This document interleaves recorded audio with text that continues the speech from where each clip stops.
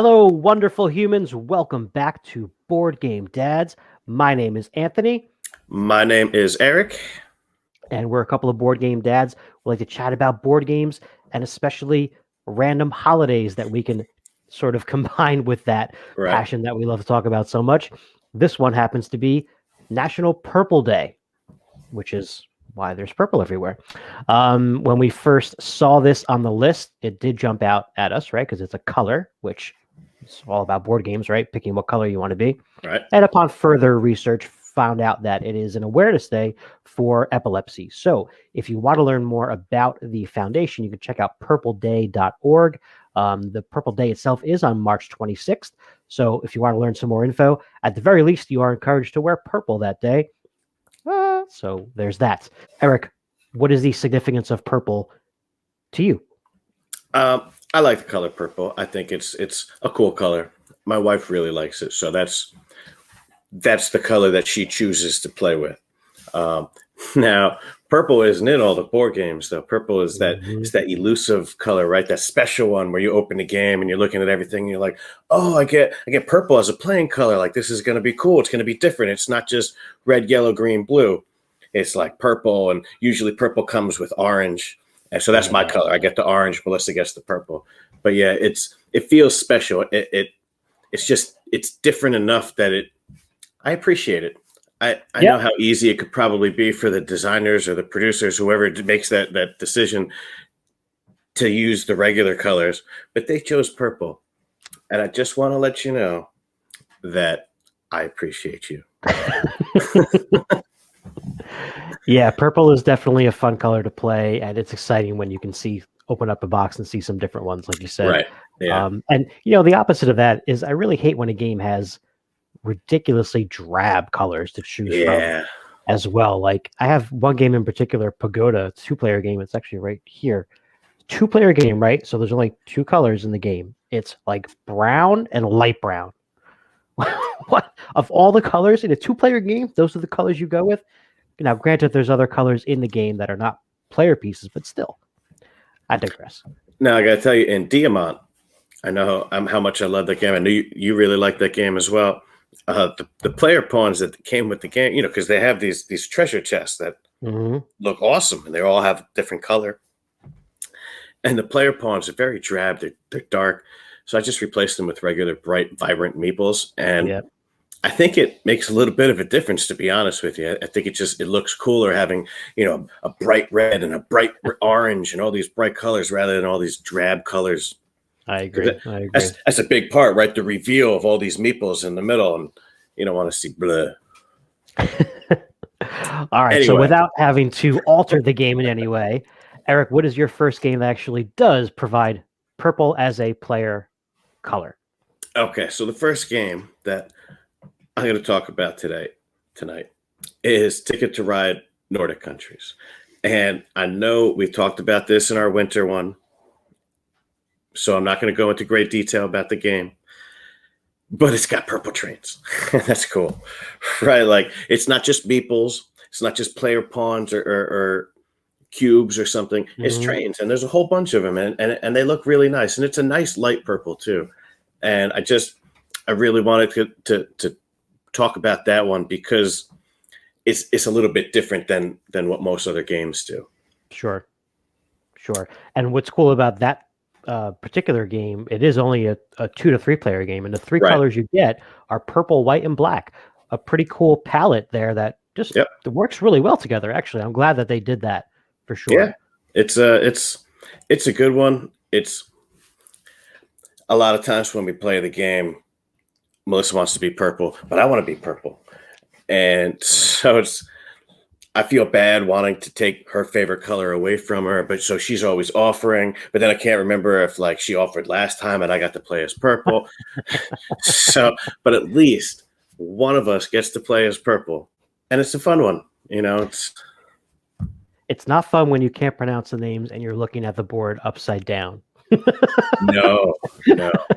That is quite a challenge, because then you're looking at your destination tickets and you're like, oh, what is that? And you don't want to be too obvious about where you're looking on the board either, but yeah, that's a rough one. So we try to play that one side by side, put it right in the middle.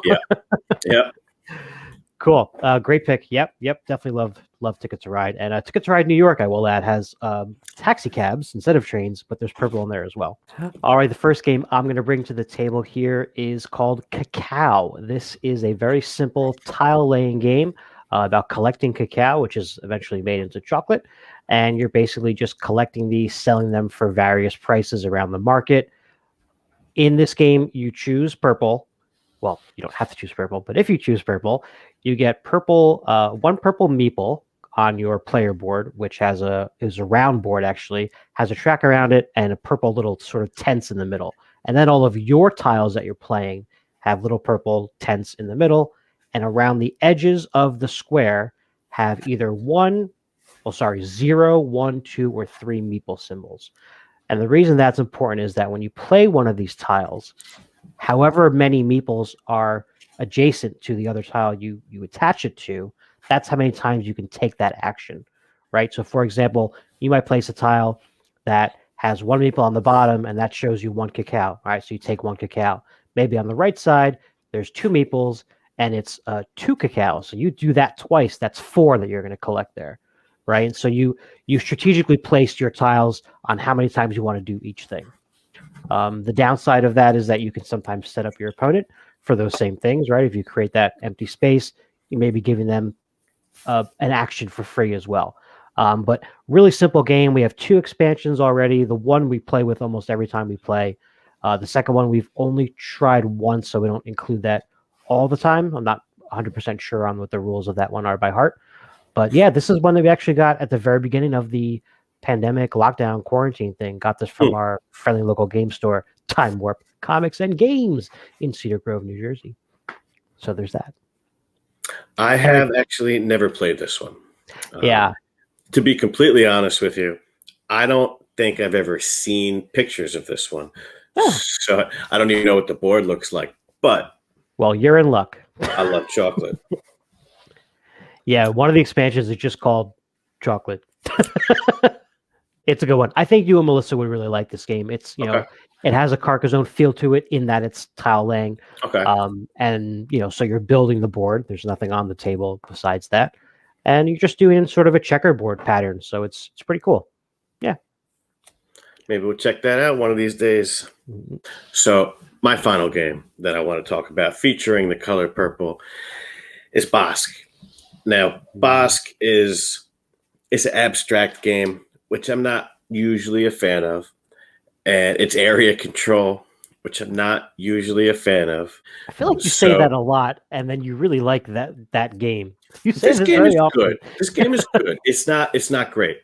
Okay. However, it looks fantastic out on the table. Right. You're the components of this. You have little trees, and they're different colors, such as purple. And the first phase of the game, I think, is the spring phase, and that's when you're putting your trees out. I think you have 8 different trees that you're putting out, alternating turns now trees. The next phase of the game, you're scoring points for columns and rows of your trees, or whoever has the most trees in that column or row. And then in the fall, that's the summer phase. In the next phase, which is the fall phase, you start dropping out leaves, and you get to drop anywhere between 2 and 8 leaves, depending on which direction the wind is blowing and how many leaves you're choosing to put out this turn, right? You have a token that has the number 2, 3, 4, 5, 6, 7, 8, and a squirrel, and you can use each one once. Okay. So you're putting them all out, and when you cover other people's leaves, you get more points when it's like a stack of leaves. And then if you put your squirrel on top of a stack of leaves, nobody else can color that and change the color. And it's a really interesting game. It's a little mean at times, taking over somebody else's points. It's going to be a little mean, but it looks great, and it's a fantastic game to play around the fall. And it's got purple leaves and purple trees, and it looks really cool out on the board. Have you had a chance to play this one? I have not. I have seen pictures, and I agree. It is one of those, those games that draws your attention. Just seeing it out for sure. So between this game and Photosynthesis, A, which one do you enjoy playing more? And 2, which one looks better on the table? All right. Well, first off, even though you didn't ask me this question, Photosynthesis is meaner. because you're putting your trees out and you're like, oh, were you about to get that sunlight right there? Oh, well, I'm going to take that sun from you. Sorry. And it happens so much. It's so mean. So I don't like that one as much. That one's kind of got a big strike against it. This one, it looks pretty much the same out on the board, but this one's got leaves. So this one looks nicer. And I think this one's a little bit better of a game. And that's because, to me at least, it's a little less take that. Gotcha. So when you do, there's no winter season or winter phase in the game? It's just three I phases? think the winter phase is final scoring for all the leaves that you have out. Okay. Right. Cool. Yeah, that sounds pretty cool. I would definitely check that out. Right. So getting into my final pick here. This is a game all about putting on the best show. And this one is called Histrio. In this game, you are putting on a play for the king.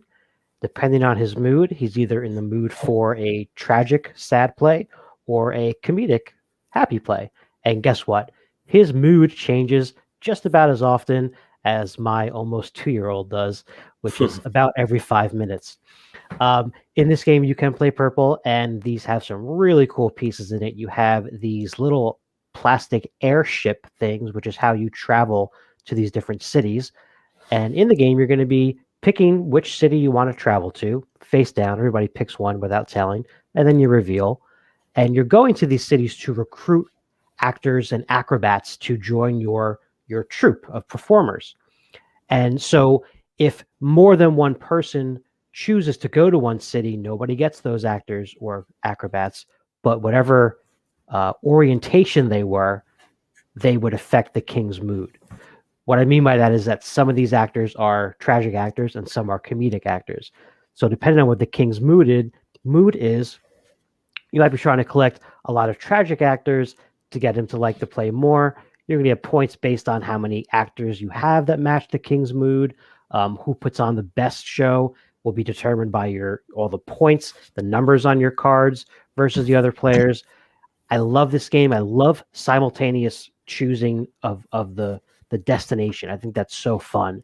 And what's cool about this too is if no one then picks cards there, like I said, they'll get discarded if 2 people go. But if nobody goes, the next setup, more cards go there. So this one place that maybe nobody has gone to in a couple of turns becomes much more attractive as time goes on because you're building up those cards there. And you want to talk about looking good on the table. This has one of the coolest components I've ever seen in a game. It has an actual stage, cardboard stage, with a dial that will change depending on the king's mood. And then also there's a little turntable thing on top where you switch the curtain around to look like a tragic or a comedic play. Love this one on the table. Eric, have you ever played this one? I have, actually. Oh, you have? Okay. Yeah. We played this with you a few years back, and Nice. It was fun. I remember thinking that when you turn the stage, that it was supposed to like wipe everybody off the stage and knock them all out. And I was like, wow, that's so cool. And then it didn't do that. And I was like, oh, that's not what it was there for. You could do that actually, because you do, in addition to the little airships, you get these 3 little manager guys. Oh, I totally failed to mention, by the way, all of the cards, all of the actors in this game are animals. So they're all anthropomorphic in, full-on dress-up gear and things like that. Right. And so you put these little manager guys that are little roosters or something up to the stage to collect money. So next time we can put them on the stage and then flick them off. Turn it into a dexterity game too. You can See try. how far it travels. But yeah, this is a game that I think kind of, for me anyway, flew under the radar. I had never heard of it. And it seems like that's the trend. This is not a game that got a lot of love, but it's designed by Bruno Cathala, which is a designer I enjoy very much his games for sure. I got to tell you, I was very excited to play this when we did play it because I had heard the brothers Murph rave about this game. And I was like, oh man, this game's going to be hilarious. And then we played it and I was like, what? This isn't that much fun. It's a fun game. Don't get me wrong. Yeah. But like, when you go into something that somebody really hyped up for you and you just have like these huge expectations and it failed to meet my overly hyped expectations. Gotcha. Yeah, that'll happen a lot in gaming, unfortunately. That will happen a lot in gaming. Happen. All right, so we had 4 purple picks for y'all here. 4 games that allow you to choose purple as a playable color. Hope you guys enjoyed this. Eric, anything else you'd like to add about purple? I like the Prince song "Purple Rain." That's it. Cool. Happy Purple Day, everybody. Happy Purple Day, everybody.